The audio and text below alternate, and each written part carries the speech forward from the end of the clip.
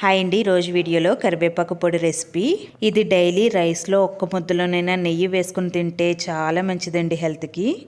Stove మీద pan పెట్టుకుని అందులో ఆయిల్ వేసుకోవాలి. ఆయిల్ హీట్ అయిన తర్వాత శనగపప్పు, మినప్పప్పు, జీలకర్ర, ధనియాలు, వేరుశనగ గుళ్ళు వేసుకుని బాగా ఫ్రై చేసుకోవాలి.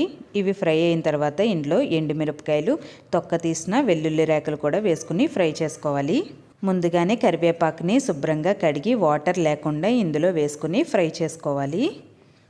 కరివేపాకుని కొంచెం క్రిస్పీగా అయ్యే వరకు ఫ్రై చేసుకోవాలి. మరీ ఎక్కువగా ఫ్రై చేయకండి, ఇందులో పోషక విలువలు తగ్గిపోతాయి. ఇలా ఫ్రై చేసుకున్న తర్వాత ఇది కంప్లీట్గా చల్లారాక ఒక మిక్సింగ్ బౌల్లోకి తీసుకుని ఇందులోనే చింతపండు, కొంచెం పసుపు, సాల్ట్ వేసుకుని మూత పెట్టుకుని మిక్సీ వేసుకోవాలి. ఈ విధంగా పొడి పొడిగా అయ్యే వరకు మిక్సీ వేసుకోవాలి. చాలా సింపుల్ ప్రాసెస్, అలాగే హెల్త్కి కూడా చాలా మంచిది. మీరు కూడా తప్పకుండా ట్రై చేయండి. Thank you.